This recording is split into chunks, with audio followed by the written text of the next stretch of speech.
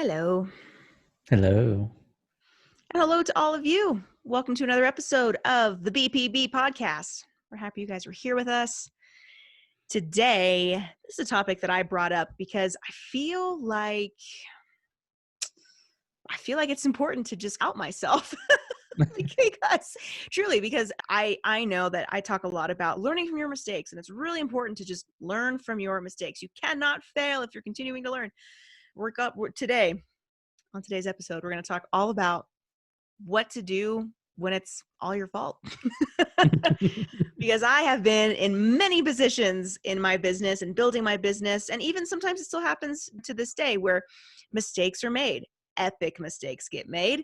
And it's not always about the mistake itself, but how we can handle the situation. So, yeah. Rory, any thoughts before we kick this off? What you were saying is that one of the most important things to think about is that there are going to be mistakes in business. Mhm. It's just part of it. But how you handle that mistake is what determines if you are going to continue to have clients come to you, Yes. so continue to work with you, how if they're going to continue to refer people to you. Hmm. And so what we want to do in this episode is just share some of the nitty gritty of things that we've been through, some examples of situations where we've had to deal with it, and give you some tools to help you get if you're put in a situation like that, how to deal with it, because Yeah. it's just inevitable that it's going to happen. If it hasn't happened to you already, at Hmm. some point it will, and if it has happened, it'll probably happen again. Hmm. uh, just Exactly. it's the nature of life and doing business is that things don't always go exactly according to plan, but we have options when we are put in these situations, and we can play the blame game, and we can deny that it ever happened, Hmm. or Hmm. we can say, look, you know what, I made a mistake, I'm going to make it right. Yeah. Both Rory and I are always about transparency is, key, and just being really straightforward about everything before it just explodes into something else. I'm of the opinion that the customer is not always right, but in some cases, well, they are, right? In some cases, they are. And as a business owner, I feel like oftentimes I have to step up, and an apology, if something goes really wrong, isn't enough anymore. Like, just saying sorry just isn't enough. It is for my 2-year-old because it's cute. And she says, "Saswi, mama." Okay, that's cute. But in this case, just saying sorry is just not enough, especially when it comes down to your reputation that's on the line. And I strongly feel that there is a true art to the apology. And it comes from, or it needs to come from a place of empathy. It's not just, "I'm sorry, this sucks and let's walk away." It's no, like Rory said, you always have a choice and how to handle certain situations. One of my mentors told me that if you make one customer happy, they might tell 5 people. They might.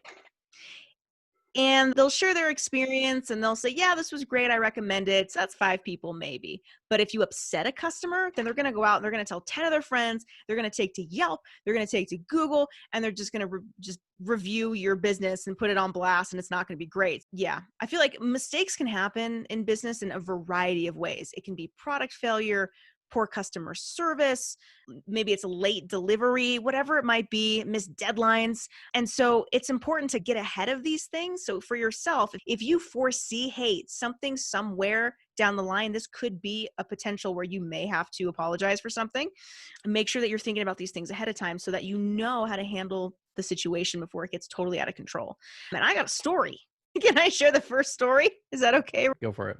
Okay, so when I first got into doing marketing, I was so just 100% hands-on at a really challenging time hiring other people, hiring contractors, hiring employees, because it was like my baby. Like, I can do it all. I can do everything.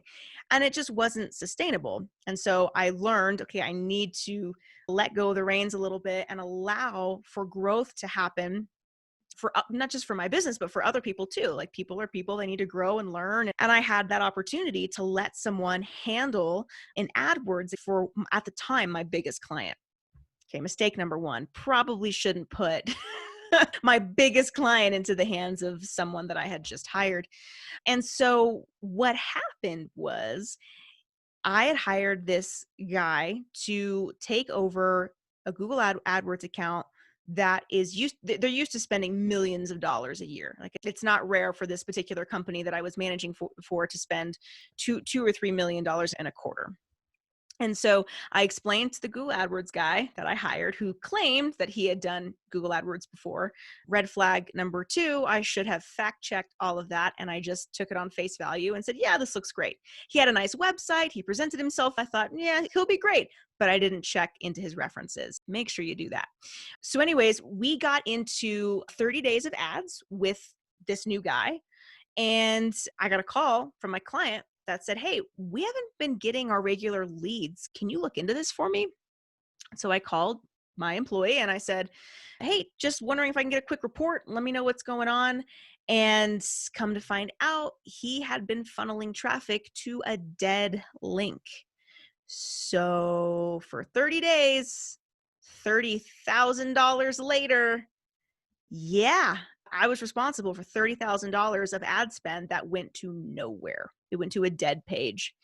And so I was faced with this situation where I knew, just for my own conscience, like, for me, I get really bad headaches if I'm found in a situation that doesn't feel good, or even if it's like a white lie. Like, I have a hard time like lying to my daughter. No, you can't have a popsicle because we don't have any. Yes, we do. And I feel bad about that. Like, it's just, lying and I don't mix. And so I knew right off the bat I had to come forward and be very honest with the company. And I called them right away. I didn't let it fester. I knew if I let it fester and I had to marinate on the fact that I royally messed up, it was just going to be worse. So I ripped the bandaid off and I called up the CEO of the company and I let them know, you know what? I hired this person. I didn't do my due diligence. I'm so sorry. $30,000 of ad spend is my responsibility. And the owner, the CEO, was really gracious. And he just said, the fact that you came to me and told me what happened says a lot to your character. And let's just keep doing good business together. And of course, in my mind, I'm thinking, okay, but I'm still going to have to pay him back, obviously, or give him months of my work for free. And he said, no, let's just keep going. Let's just keep moving. And 6 years later, they're still my client. So there's so many different ways that could have been handled. I could have blamed the employee. I could have lied or not have said anything or whatever it was. But I knew for myself I had to come forward and say what happened. And just luckily I was with this company that was very gracious. Now, I did let go of the employee because he lied to me about a series of other things. So it's also very important that if you're able to identify a few different things that something doesn't add up about somebody, it's never about who you hire. It always comes down to how long you take to fire them if you need to. And I hate to do that, but I've been in that position quite a few times where I just knew it's not a good match, time for someone else to move on. But it was a really good lesson for me where I do so much due diligence now. And I'm still like I'm really involved in every aspect of my business because of this thing happening. So good lessons all the way around. And I just got really lucky. So Yeah. fact Well, check. my number one rule of business interaction with clients is do not lie, Mm-hmm. because it can very easily backfire. Yeah. And hold on. Whenever winter hits, Mm-hmm. it's like our doors Yeah. expand or Mm-hmm. compress or whatever, Mm-hmm. and they don't latch properly. I understand that. I understand. So you were saying your number one policy is do not lie. Yeah, and even with my kids, like you were saying, like saying, "Oh, there's not a popsicle." No, I won't even say that to them. Even if it makes it more difficult, I'll say, "Yeah, there's popsicles, but you can't have one. But Hmm. here's why you can't have one." Okay, so you're offering the reason. It's not just no, and that's the end of it. Okay. Yeah, because I'll say things like, "Okay, it's too close to dinner time. It's too late in the day. Hmm. You won't be able to sleep." I just go through lists of things until they usually give up. I guess I Uh, just have to take a chapter out of your parenting book there. I'll try that with Emma. but yeah, I mean, I made that decision before I even had kids. I was just like, one of the things that bugged me the most was how adults would lie to me as a kid. And I like, especially because I went to a Catholic private school. I just thought, I was like walking around the school and all these people who are like preaching religious stuff, and then they're just the biggest bunch of hypocrites. Hmm. And I couldn't stand it. And so I was like, I'm not gonna taint the relationship with my kids by saying things, even though it makes situations more difficult sometimes. Hmm. But over longer term, when I say, oh, you can't have this, a lot of times, it's like, okay. So they Get like used to it. start getting conditioned to it to actually listen. And the same applies to clients. True. Condition them. Yeah. Yeah. Yeah, just the truth thing is big, and it's I don't Well, know if okay, I'll give you an example and why I had to fire someone recently. In our book business, one of the things that we would outsource pretty much since day one has been formatting the book. And we didn't have someone in-house to do it. We always send it to companies that specialized in it. Mhm. I worked with one company before, and it was just time to make a change. I found out about this guy who was doing all the top authors' books and his company, and I reached out to him, and we started working together. And we worked together for 2 or 3 years. But in the last year, we started having weird random issues. I'd send emails, and he'd be like, "I'm not getting your emails," Mm. and I could never prove anything as to like why he wasn't getting the emails. It would just be kind of like a month later, oh hey, like I've sent all these emails, like my client is like desperately needing this book done, and I'm not hearing anything from you. Are you working on it, or is it going to be done on time, things like that. Mhm. Mhm. And what ended up happening is it got so bad. I was like, I gotta find other solutions. So I was doing some research, but on the last thing where it Fizzled out. where it made it where I was like, I'm done, is I caught him in a lie. Mm. What do you And do? I have email tracking software. So I had sent him an email, and basically what it came down to was this. He said he had sent me the document, but he hadn't, because there's ways to check these things. And I figured some of this stuff out afterward, Mhm. was after dealing with this for quite a while, is that he sent an email, said, I sent it to you, I'm going to send it to you again. There was like Hmm. it was just an update on a book, so Okay. it was like a 5-minute fix. But then he sent it about 20 minutes later, and when I opened the document and actually looked at when the document was created, it was only created within that 20-minute period. So I was looking at Well, the metadata code of the document, but were you and okay, all right. Sorry. so he never sent it, and it just left a bad taste in my mouth, because I've been waiting for this for weeks, you Hmm. know, and you just chose not to do it and then lie about not doing it. Okay, so it was just bold-faced lie. You don't think like the document had to get recreated or something? No benefit of the doubt. The guy was just not in it. No, because it wasn't the first time. If I it had see. been like 1 or 2 times, but we're talking like a year's worth of dealing with Yeah, this, I gotcha. Oh right? man, So unfortunately, bummer for you're him. as a business owner, you're going to have situations like that where people are lying to you. Yeah. And like you were saying, and you're going to get stuck in these situations where it's, even if this person is great at what they do, it's a personal decision. Do you want someone who is going to lie to you as part of your business? Because and if it's affecting schedules. So if it didn't affect a timeline, that's one thing. But every single time I had to go back to a client, be like, Mm, I'm and it's a bad sorry, like reflection I'll on make you. this up to you, but I don't have the document in hand. Yeah.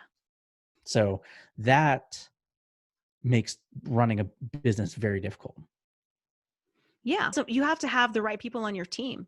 But then again, let me ask you this. So when that happened with the guy, then doesn't it make it almost easier for you to be like, later, we're not working together?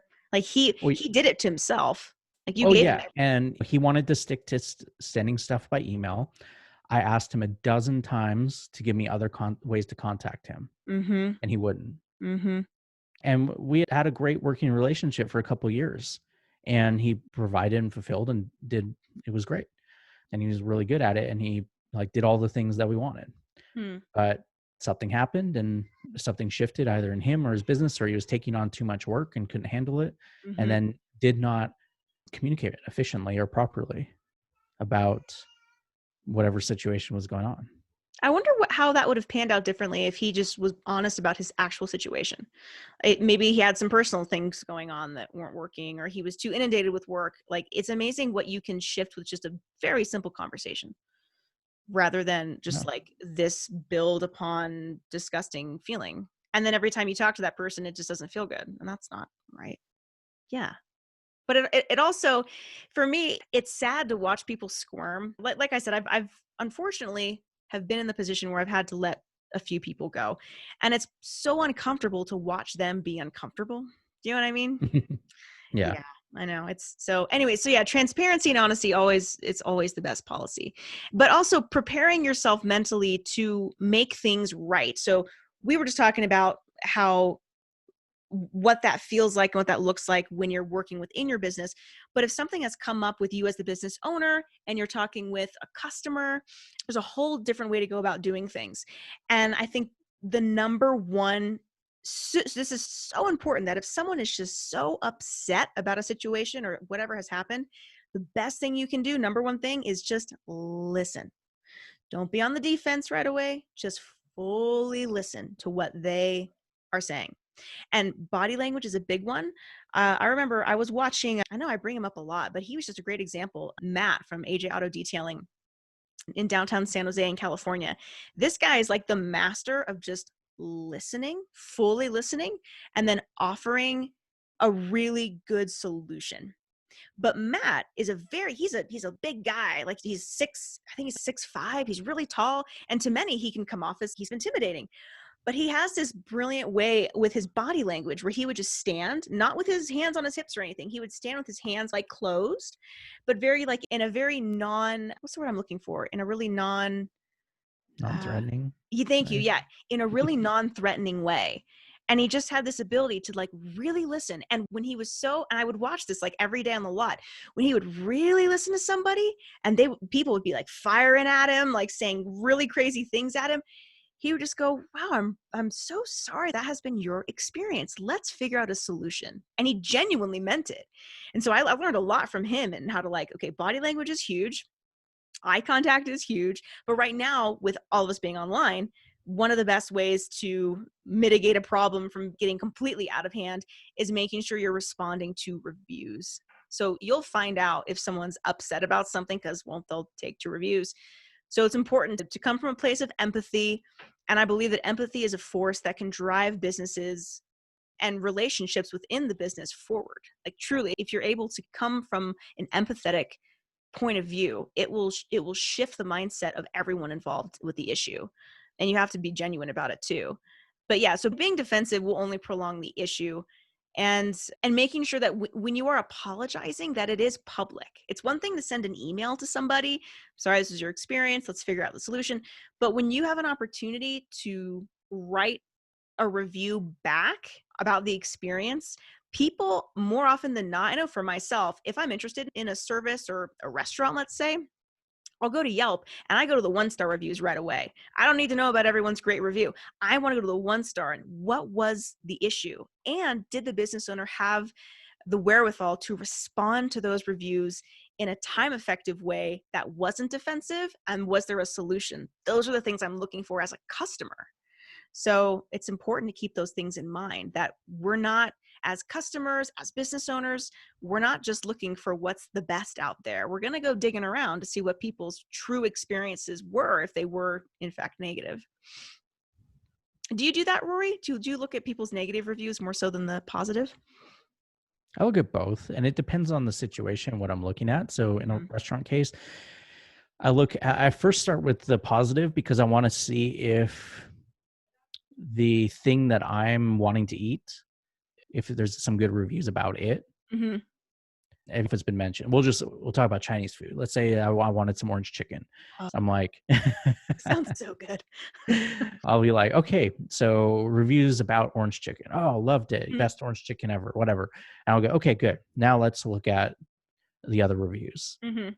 because there's no point in looking at the negative reviews if the thing that I want isn't even That's true. viable, Yeah. right? Yeah. Because That's then I'm that. not even going to consider the place in the first place. But yeah, but then you have to look at the negative. And the difficult thing about online is that you have to be able to discern between what is a real legitimate negative Mm, review. mm-hmm. You can't just look and go, oh, this place got some negative reviews. Okay. Mm-hmm. So first off, I found that probably 1 in every 50 reviews, someone accidentally puts a 5-star review as a 1 star. Mm. And they don't mean to, it's just they don't understand. And but you read the review and you're like, that was a glowing review, but it says 1 star.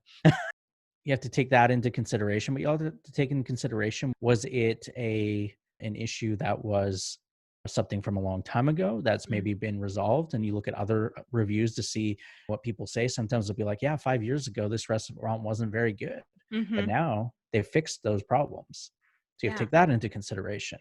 Length from when that review was. Mm. Then the other side of it is on the negative reviews is, are these actually real reviews? That's the thing, and sometimes it's really hard to tell. Sometimes competitors will hire businesses to actually go out and just slam other companies so that they have a lower star rating than them. It's like extortion. It's horrible. So yes, you have to actually be able to differentiate between what's real and what's not, and it can be really challenging sometimes. But that's why as a business owner, it's so important to respond directly to every single one of the reviews, including the positive ones. Thank people. If someone gives you a glowing review, here's a 10% off coupon. We'll see you next time. Do something where you're rewarding those people who actually took their precious time to help your business in the long run. Like having that reward system is huge. People will tell other people about that. Mhm. It turns into a really good to a feel good cycle. Yeah. So, something else that I want to bring up is if something goes terribly wrong, I know one of the very first instincts that a lot of my clients will have is they'll say, oh, let's just give them a refund. I don't want to deal with it. Just give them a refund. If someone's already given you money, do everything you can to keep the money. Offer incentives, offer them a coupon, a discount, a free product, keep the customer happy, but give them a reason to come back. If you don't give them a refund, but you make the situation right, you make everything correct, now they're happy, give them a coupon or like 50% off for the next time or whatever it looks like. But do everything you can to keep the money. Because if you're just giving a refund and saying, bye, you've lost the customer now, there's no incentive to come back. So you have to be thinking again ahead of time. Like, what's going to happen if this goes wrong? What's going to happen if that goes wrong? And how can we figure out ways to mitigate before it gets completely blown out of proportion? Yeah, and then the other side that I want to bring up is, what do you do when there's something that just didn't work out, a situation or something went wrong, a mistake, but then the client is trying to steamroll and pressure you into ridiculous ways of making up for it. So, Mm, for example, mm, say an ad went wrong and you lost $1,000, and they're like, "I want $10,000 worth of your time to make up for this." I've had weird situations, not that specifically, but just where invested a lot of time consulting, where someone decided that they didn't want to continue getting consultation and didn't want to actually do and implement any of the things that were recommended, but then decided to charge back their credit card. oh yeah, that's right. You told me about this. The audacity. Oh my Yeah, gosh. you know, Yeah. when you've invested dozens of hours at your Yeah. consulting rate just to Oh, get situations like that, that's an unreasonable situation where they at least should have paid for part of the consulting, because ultimately it was their decision not to to continue continue. to take action. Yeah. And yeah, you can get into legalities and take them to court and all of these things over contracts and all Mm, that. But a lot of times it's not always worth it. You just have to weigh whether it's worth it in your business or not to yeah. do something like that. And but you're going to run into situations like that, and you have to plan for it in business. I hadn't planned for something like that. I'd never experienced something like that because my I just don't naturally think like that. I would never do that to someone. Mhm, mhm. So why would someone do that to me? But it does happen. Yeah, it So does. then you have to plan. So let me ask you, if that happened to you, how would you handle it? If the charge credit back the credit card situation happened, Yeah. first I would request to speak with that person. I'd say, hey, let's just jump on a call. And I would just talk through, can you tell me what happened? Let's talk through why you felt the need to do that. And did you not feel that what I was providing you, was it not valuable enough? Let's get to the heart of it and see if that opportunity is there. Because more often than not, for me anyway, the way that I like to handle my sessions is really, we're both people here. We can work this out. Like, what happened? What's the story? And then if something really like was just so missed on my end, I've never really given refunds back, but I've worked out some other things where it's, you know what, since you've invested this, in fact, I'm in this position right now. In fact, I was just telling Rory this earlier today. I'm working with a client who, it's such a small niche market, and I now am too close to the client because I really like this client, and I'm able to identify when I know I'm too close to a situation, we need to find someone else that can come in and help revamp some things. And so I know that I need to allow for the space for someone new to come in. And with this particular client, they have invested quite a bit of money in working with me and on coaching and other various marketing things that we've done together. And I provided X amount of hours in coaching, knowing that's going to help move this person forward, but there's a date on it. So to answer your question, like what would I do in that situation? It totally depends on the type of person that is. Did I build a relationship with them that I feel like I need to end on really positive terms for potential opportunity in the future? Or is this person just not understanding? And if they're not understanding, then you just go, there's nothing I can do here. I'm sorry, this was the scenario. There's nothing I could do. But What if they won't reach out to you, mm, okay, okay. after you're reaching out to try and make that contact, Hmm. and it just feels, let's say they're trying to scam you, what would you Oh, do? I did the bank call you when all this happened? A bank contacted, yeah. So I would tell the bank that there's a contract signed, this person agreed, and that's that. And I would not give them a refund. No way. Because if they're not willing to even have a conversation, and if I've already invested so much time, no way. And if they need to, if the client needs to have a conversation about it, then at that point they can call me and we'll figure it out. And maybe I'll take the call, maybe I won't, because that's so gross. I'm sorry, that's a position that this person put you in. They put you in that position. And Mm. I'm sure they feel like you put them in this weird position, but no, you had contracts, I'm sure, because I know you put everything in place. And if there was at any point in time they didn't want to continue coaching months previous, then why didn't they just stop it at that point? So yeah, that's this person was 100% scammy. Exactly. And so again, you're going to run into this. Now, there's just warning signs that I didn't pay attention to with that I should have. Mm, But I had a client who, so in their book funnel, the person ordered the book and it also ordered the audiobook and ordered a workbook or something like that, mhm, right? mhm. The client, the customer then sends an email the next day saying, I don't have the book. This is a scam. I want a refund. Mm, And it's first, these are physical books that have to be shipped. yeah. And they, and they said, you charge me for a book, right? Hold on. He's been coming in here like 5 times a day. He wants to check in with you. He's sweet. You're his buddy. Yeah. But he like hasn't been before like that much. Oh, So maybe because um, the bunny's around now. maybe. Yeah. He's needing extra attention. Yeah. Yeah. So what was I saying? You were talking about, so this person who was scamming you and Yeah, not me. signs, They were scamming the signs. client. They were freaking out about, and instead of coming at like, this is one of the ways you can recognize someone who's like trying to pull one over on you, is that they jump to wild claims without just reaching out and having a normal conversation first. So there Hmm. was no email that said, hey, I thought I was supposed to receive a copy of the book. I haven't received it. Can you let me know where I can get that? Yeah. There was nothing like that. It was just, you're a scam. There's all this. And my client's freaking out because they're like, we don't want it to be seen as like a scam. And I'm like, no, this, you just got to pull back. Hold on. This happens. There's going to be times like this. I've been through this before. And you start to recognize and you go, okay, look, here's the situation. Reply to them, apologize. that there's a situation like this, explain what they ordered, and Mhm. and if they made a mistake, you're happy to give a refund. You can, refund a portion of it. If they don't want the book to be shipped to them, then refund all of it. Just come at it from that approach, but don't say that you, like, your book funnel doesn't work because this one person is trying to scam you. Right. Oh, yeah. Yeah. It's amazing how one or two trolls can really just put a damper on so many things.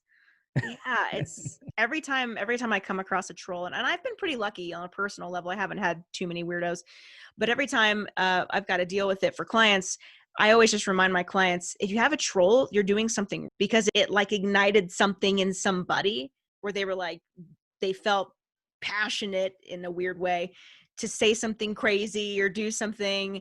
And it's all about how you handle the situation. Just come at it apologetically, with empathy. Make sure you have an expression of, oh, regret, I'm sorry this was your experience, because other people will read those things. But yeah, Yeah. but in the case of the book funnel not working because one person was a troll, that's just that's so lame. Oh. Well, yeah, because I bet they were hoping that the book had already shipped and that they could get a refund and still get the book. That Mhm. was my thought. Yeah, people are scammy. And Yeah. it's not just people are scammy. I think people are just we're obviously in very strange times, and they want resources, they want tools, but might not have the money to support what they need right now. So, who knows? There's a whole host of things, but Well, yeah. we know this doesn't just relate to a book or anything like that. People have all these scams on getting stuff from Amazon and Mhm. be able to keep the products but not have to return them. It's, scams are out there, and it's an unfortunate part of doing business online these days, or doing any business in general, that there's Mhm. going to be some Mhm. stuff, and that's why you have to really think about your profit margins and factor stuff like that in.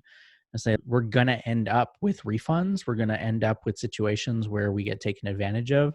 Maybe we need to factor in an extra 5% Mhm. to cover that stuff. Mhm. I wonder what Amazon's factor is. I wonder, have you seen Porch Pirates, have you seen the glitter bomb videos? Have you seen those? There's a Yeah. guy, Yeah. it's so brilliant. This guy. Oh, are you still there? Hmm. Okay, I don't know, it just glitched out.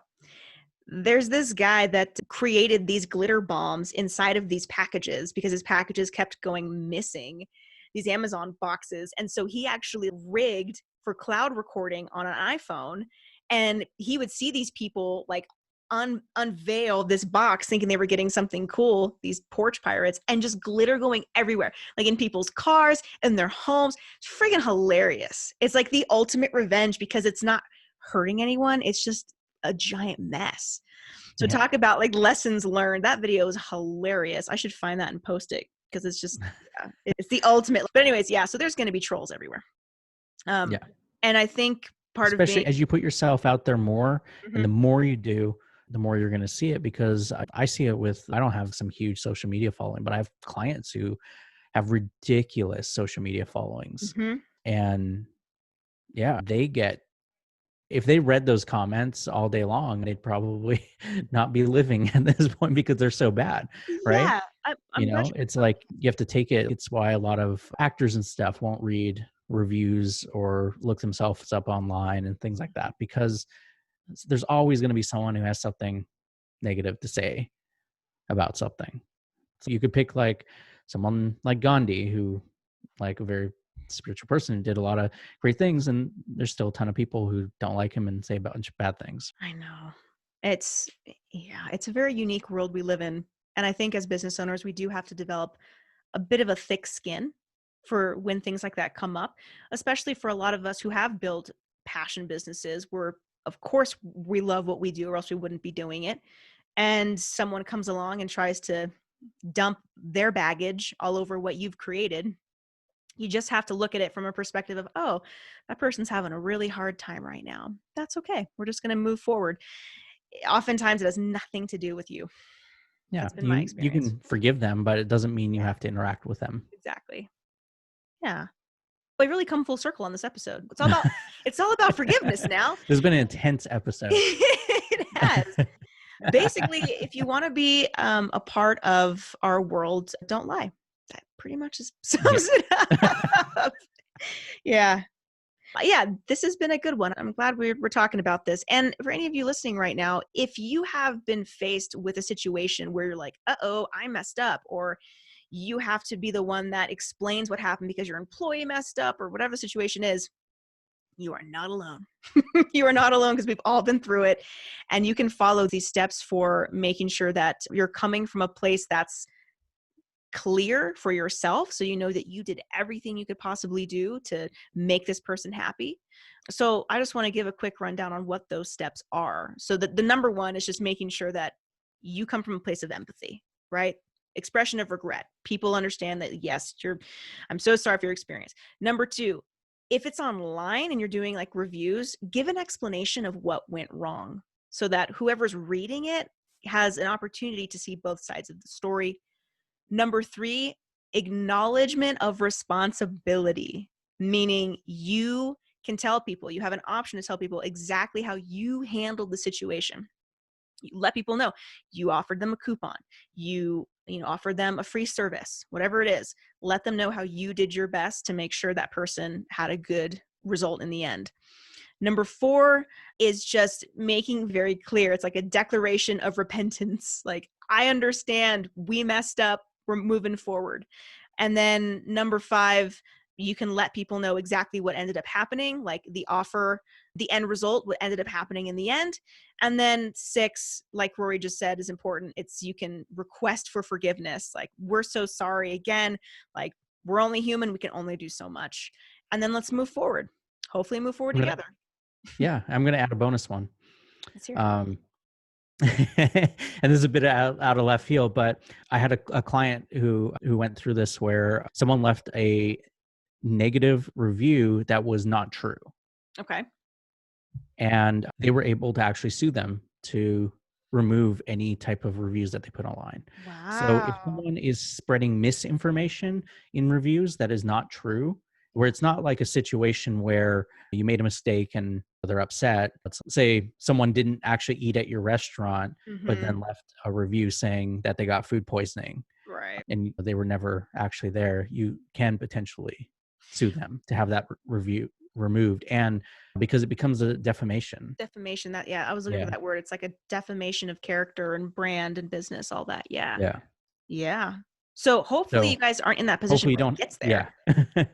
But But when your business deals with clients that are hundreds of thousands of dollars per client, these are the things you have to think about, or millions of dollars per client, because that one review that's not true can long-term cause issues. So oh, of course. Yeah. yeah, you Yeah. know, Yeah. That's why we're having this entire conversation.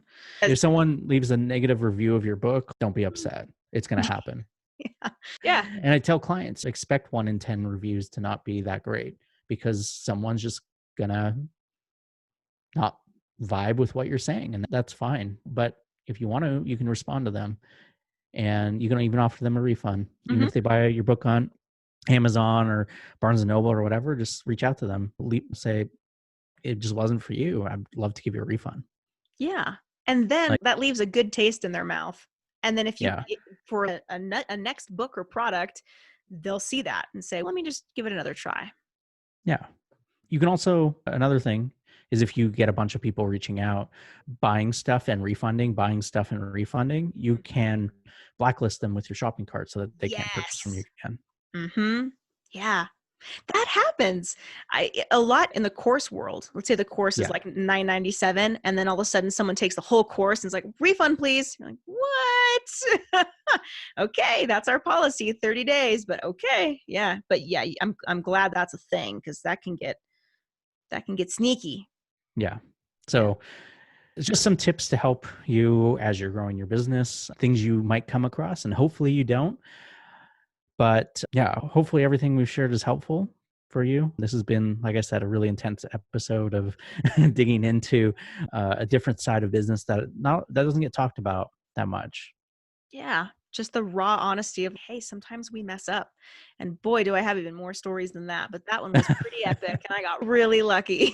So, anyways, guys, thanks so much for spending time with us each week. Yeah, I'm just really happy we're doing this. That's all for now. All right. Bye. Bye.